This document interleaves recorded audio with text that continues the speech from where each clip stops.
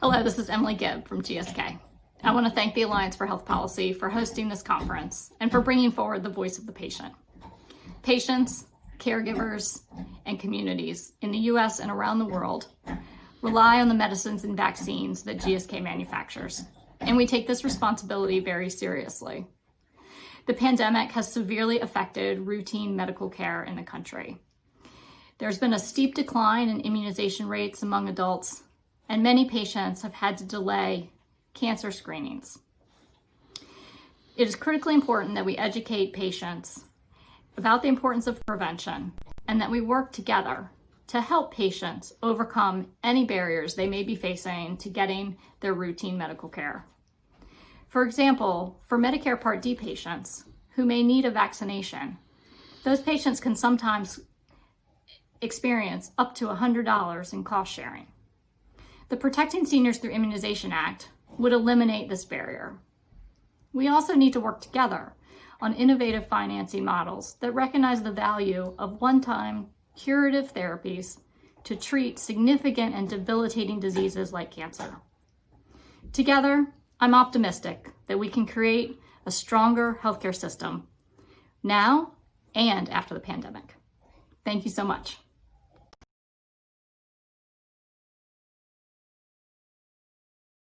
Hello, and thank you for joining the third session in the Alliance's 2020 Signature Series Summit on the Voice of the Patient. I am Cathie Martucci, Director of Policy and Programs for the Alliance for Health Policy. For listeners who are new to the Alliance, welcome. We are a nonpartisan resource for the health policy community dedicated to advancing knowledge and understanding of health policy issues. And throughout this three-day event, we are examining how the patient voice is collected, how it supports shared decision-making, and how it's leveraged in policy translation efforts to improve patient experience and build healthier futures. And I want to take a moment to thank our 2020 Signature Series sponsors. You should see them on the screen, and we really thank them for their support in making this summit happen. I also want to highlight some upcoming sessions where we will continue to explore the voice of the patient. In particular, please join us today at 12 p.m. for a panel discussion on how to support patients and communities as they navigate the current highly complex healthcare system.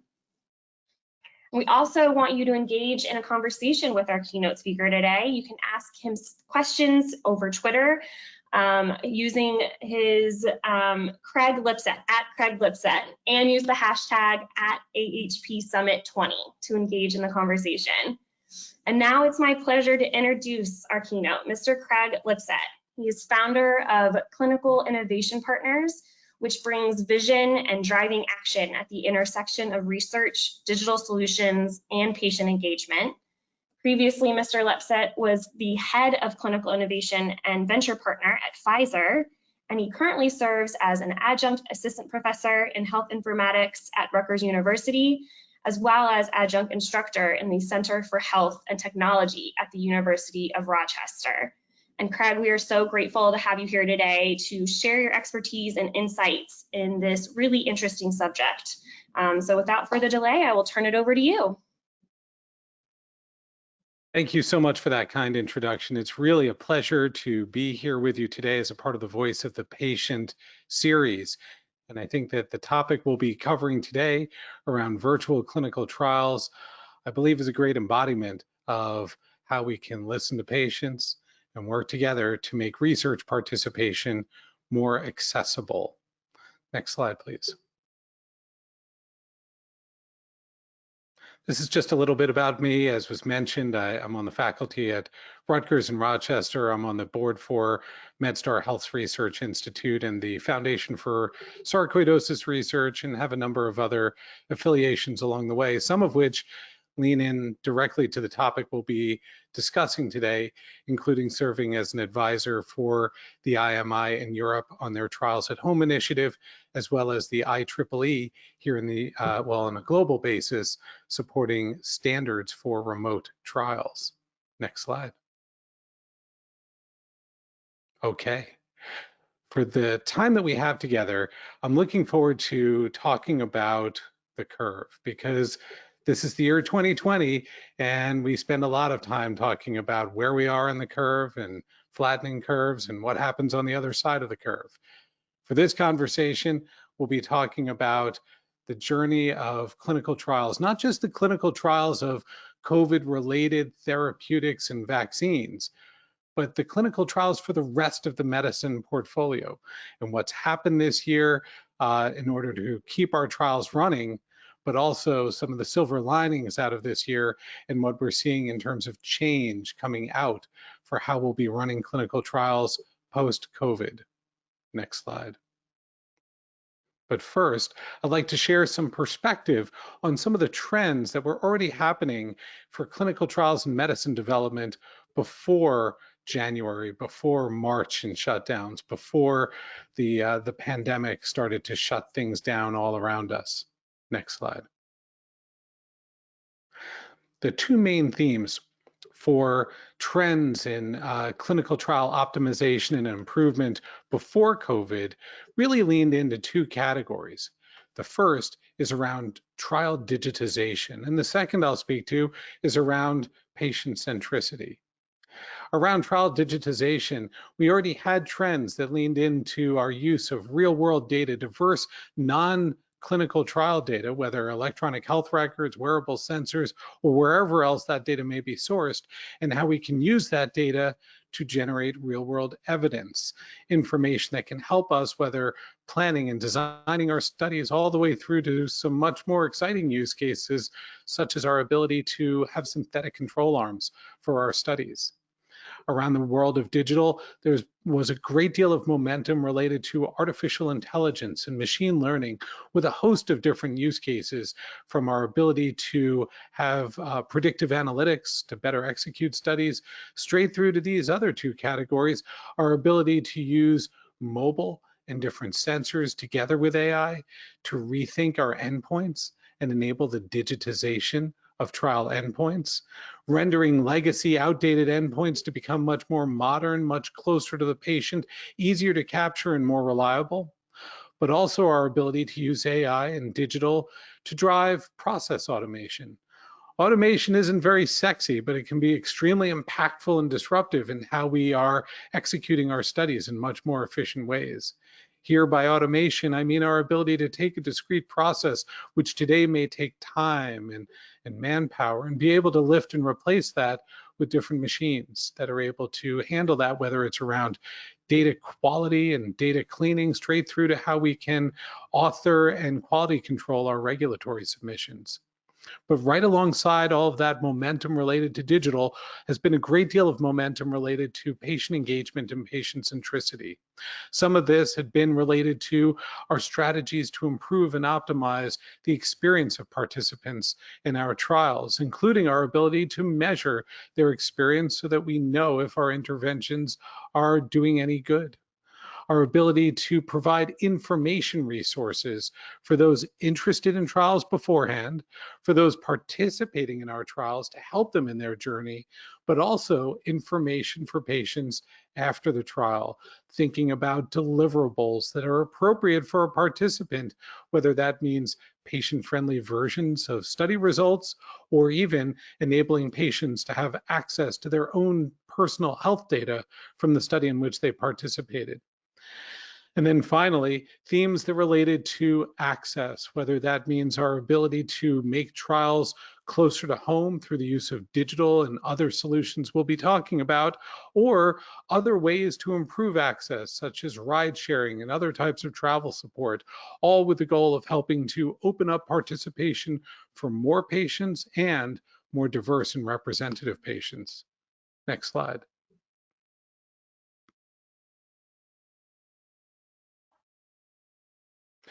Okay, now that we've talked a little bit about what was happening prior to COVID, let's shift a little bit further into the curve and talk about some of the continuity measures that started to happen as the pandemic began to shut things down. Next slide, please.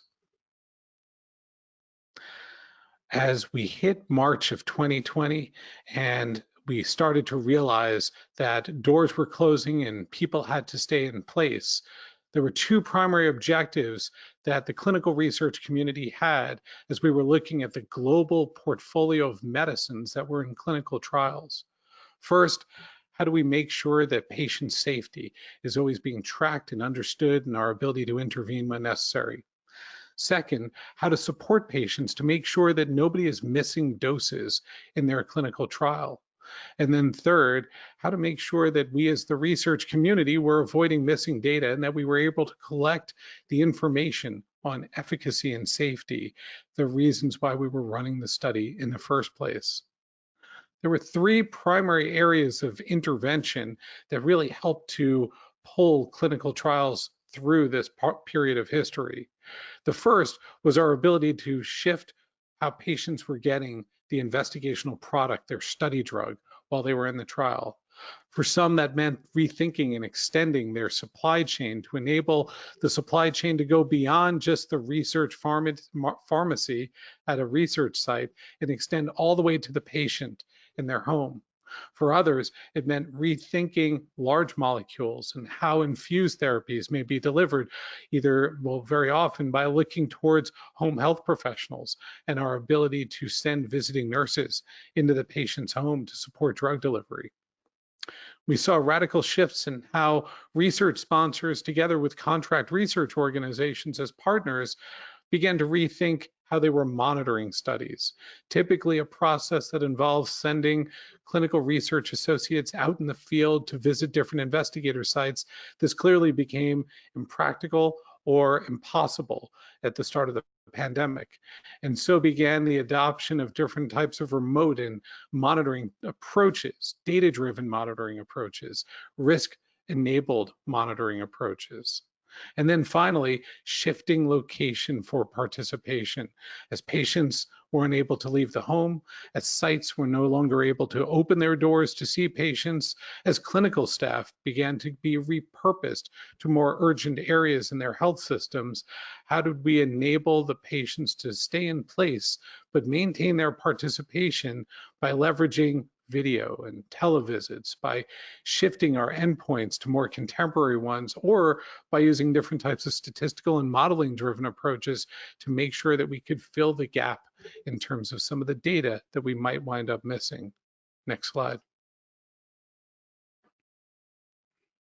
As we look at survey data from that period of time, we see that close to 8 out of 10 sponsors and their CRO partners indicated that at that time, in terms of the initial period of the lockdown, there was the rapid adoption of different types of virtual decentralized research techniques. In fact, when patients were being surveyed around that same period of time, 9 out of 10 patients who were participants in research indicated that things had changed in their study, with the top things that changed being identified as the use of telemedicine and other approaches to enable virtual visits to the site. Next slide. So what drove all this change? Some have indicated that maybe this change means we became more innovative. We suddenly began to adopt tools and approaches that were already available, but simply struggled to get meaningful adoption inside of research studies by large research organizations.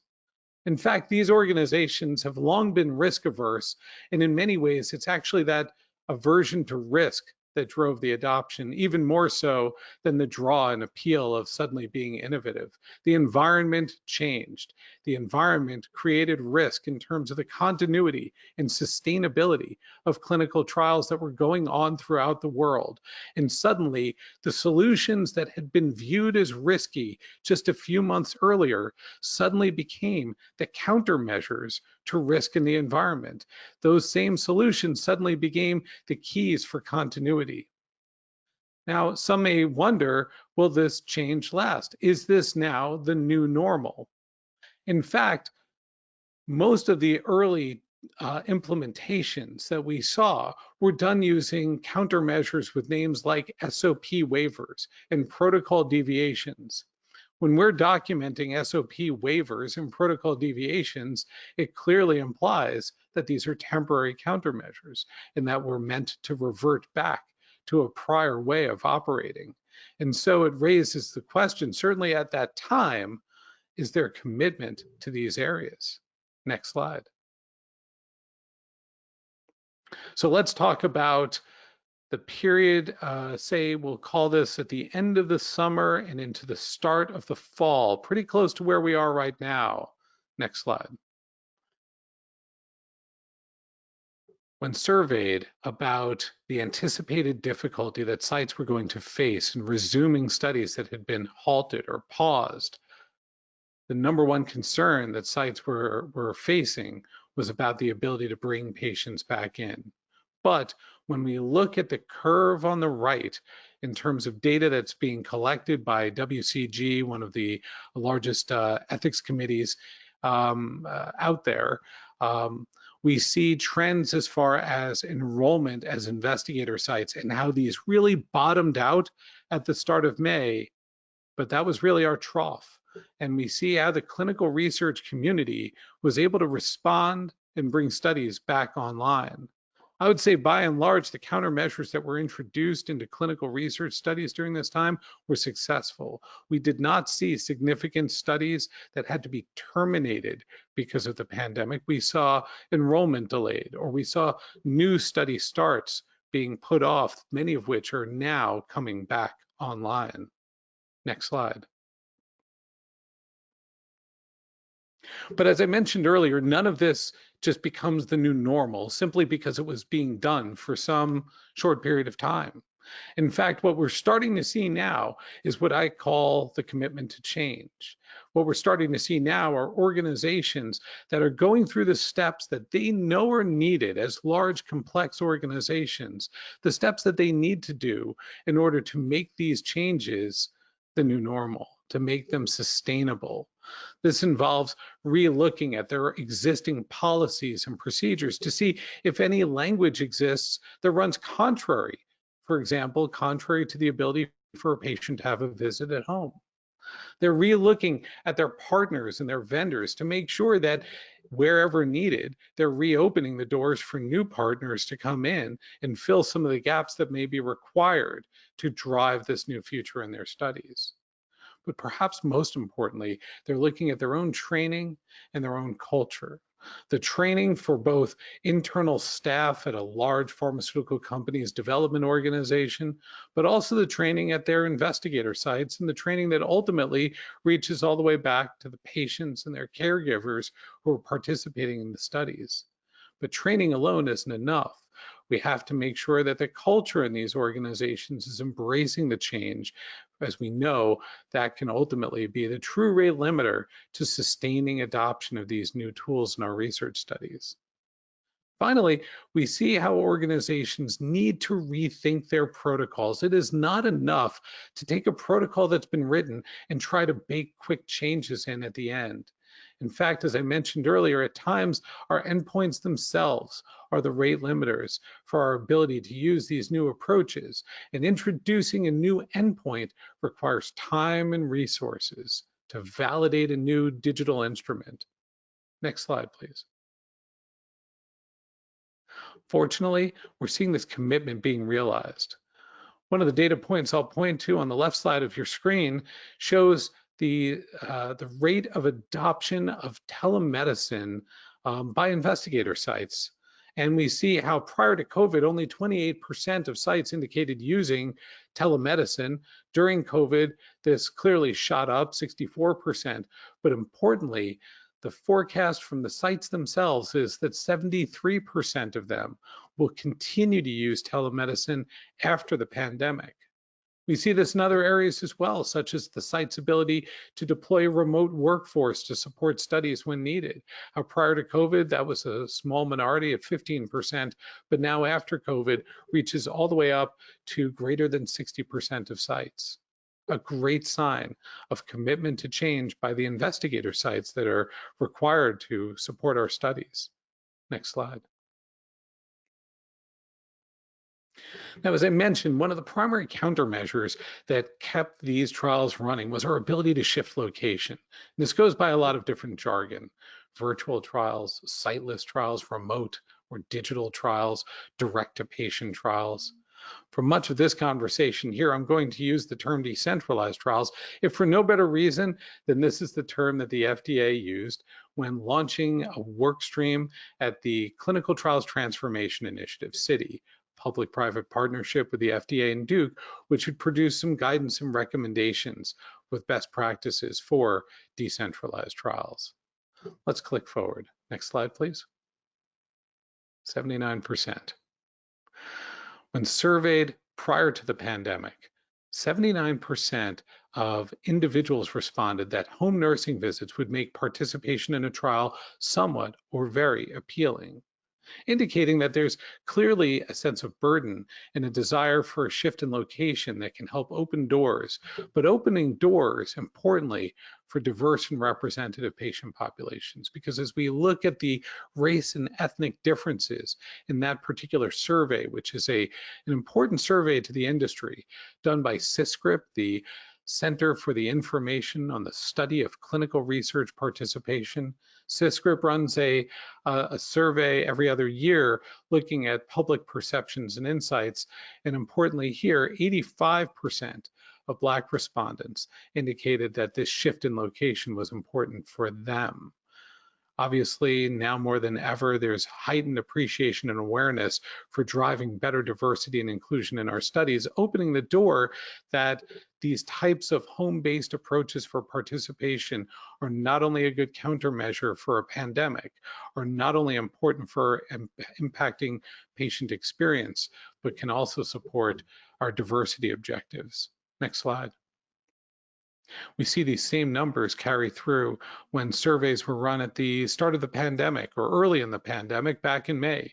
58% of individuals indicating that they were more likely to participate in a trial with telehealth. Interestingly, these types of data are coming back on a global basis, where Japanese research participants were surveyed, finding 60% would have welcomed a shift in the location away from a clinical site for participation.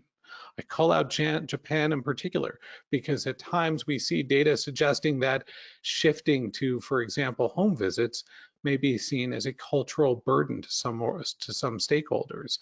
That, say in Japan, the concern that having nurses into the home may create extra work for the individual to get their home ready. But clearly in this case, the use of digital and telehealth solutions helps to expand and open more opportunity for patients to participate. Next slide. In 2011, when I was at Pfizer, we announced the remote trial, which was the first clinical trial attempting to run entirely from the home.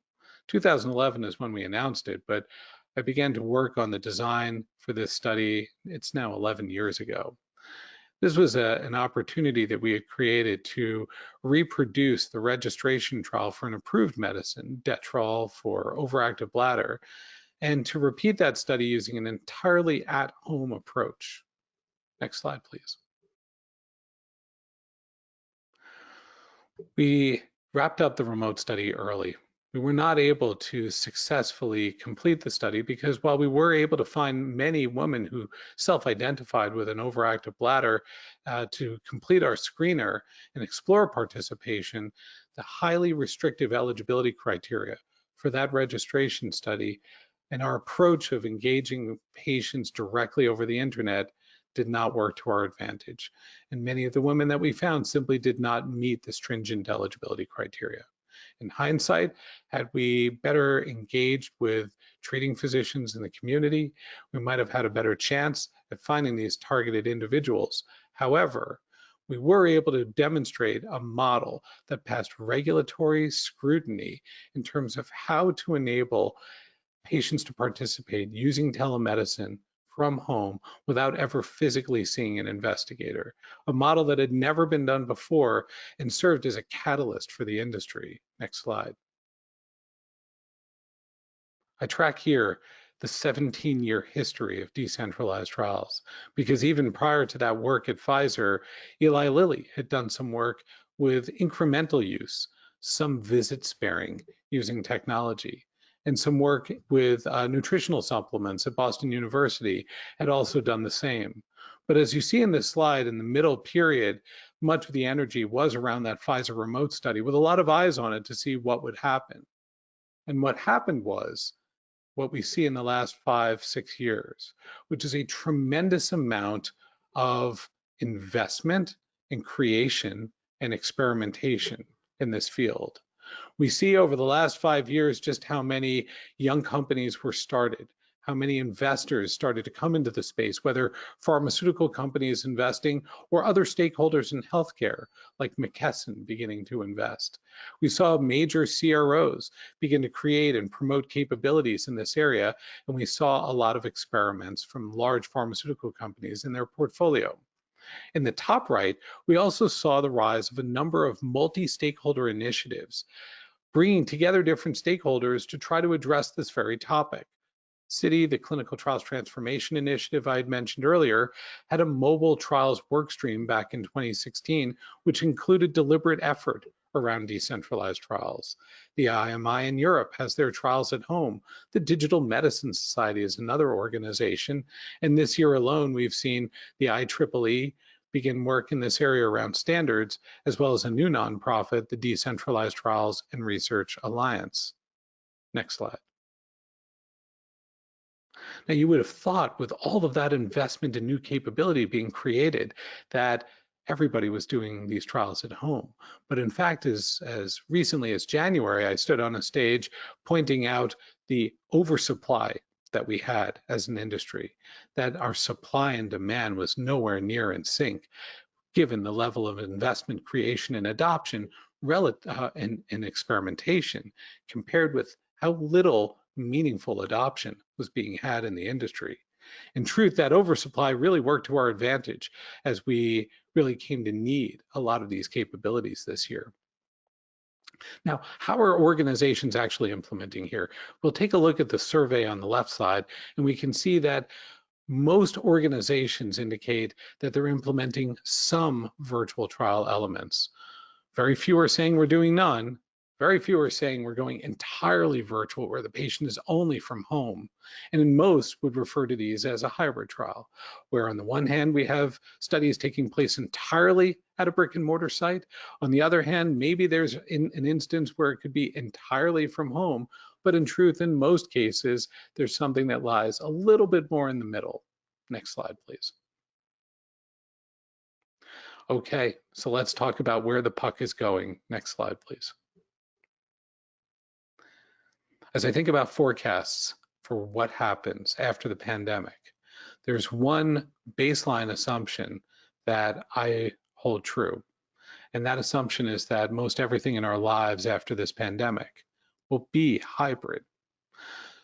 Before the pandemic, when it came to grocery shopping or how our kids went to school or how we took meetings or how we obtained healthcare, most of us were leaving the home for those experiences. And we all went through a period in history where we were forced to stay home, where we needed to for the public good, and we relied more on virtual and digital tools to support us. As we come out of the curve, we want to get back to a grocery store. We want to send the kids back to school, but we also see that there are opportunities for us to leverage these digital tools in better ways than we ever did before. We see more and more workforces, large employers that are saying going forward, their employees can work from home. It doesn't mean that offices will go away, but we will be more thoughtful around this future of hybrid. I think this future of people having choice in how they engage, well, I feel like I experience it every time I take the kids to Panera for dinner.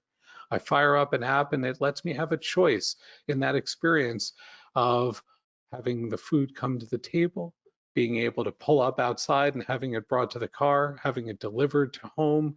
These are the types of choices many of us as consumers have gotten used to. Next slide, please. In fact, when we look at grocery shopping, we can see that prior to the pandemic, only 3 to 4% of grocery shopping was happening online, a percentage which spiked up to as high as 15% during the pandemic. But we can start to see where this settled. The new normal is not all digital. The new normal is never going back to a grocery store. It lies somewhere in between. Next slide.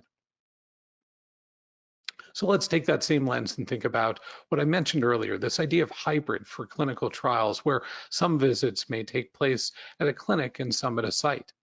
The way the implementation is happening today is that our study protocols allow visits at the site, or they expect the visit to take place outside of the site. We put together study protocols which will define where a particular visit will take place, in the clinic or in the home. Next slide, please. But we can't bring that same mindset into the way patients and consumers are interacting with the world. If Whole Foods told me that in the month of January I had to go to the store, but in the month of February I had to have home delivery, and in the month of March I had to come back to the store, I wouldn't call them particularly customer centric. And likewise, it's hard to say that that model of a hybrid trial is particularly patient centric. It's still all around the protocol defining and for where the patient can interact. Next slide, please. And so the real future here for me, the forecast is the next generation of hybrid trials will be trials with choice, trials that enable the patient to participate where it makes sense for them relative to where they are in their journey. For those of you under 40, I'll say that's kind of like Netflix Bandersnatch for clinical trials. And if you're a little older like me, I'll call it the choose your own adventure for clinical trials. Now, obviously, there will always be some instances where this is not feasible. There will always be instances where a biopsy is required, or we're doing a dose escalation to a higher dose for the first time. And certainly in these types of instances, the ability to shift location will become harder and even impractical. But we know that that's the minority. And we know that by leveraging new types of digital tools to improve how we're measuring, we will have more and more flexibility for patients to be able to decide where the visit makes sense for them. The kids are in for the holidays and it's busy at home, and it would be a burden to try and get across town just for a study visit. Stay home. A little concerned because maybe your hand is looking a little more swollen than it did yesterday and you'd like the high touch experience of seeing your investigator, then go in. Next slide, please. So what does this look like for research sponsors to be able to bring to life? For one, it's a careful balance of understanding the external environment and your own internal environment.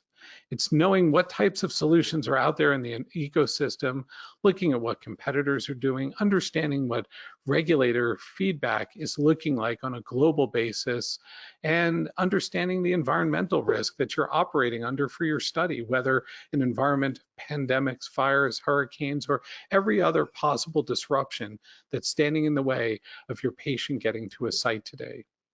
And then likewise, looking at your own internal environment, the therapeutic areas that you're running studies in, and the patient insights, the voice of the patient that you're capturing to help guide you in terms of what those patients want or need in order to be able to participate in your study. Of course, looking at your geographic footprint and understanding your own culture are the additional measures that are required to figure out this pairing process.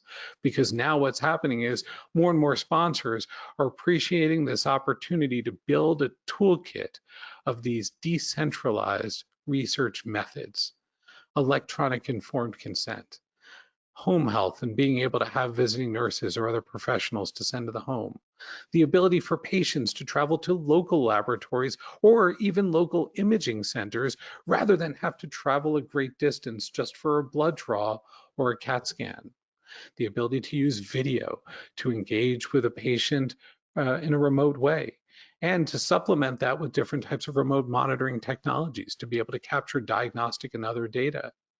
In some cases, shifting entirely to a central investigator site model, where the patient may never go see a physical investigator because they may be located just in the cloud in a very distant space.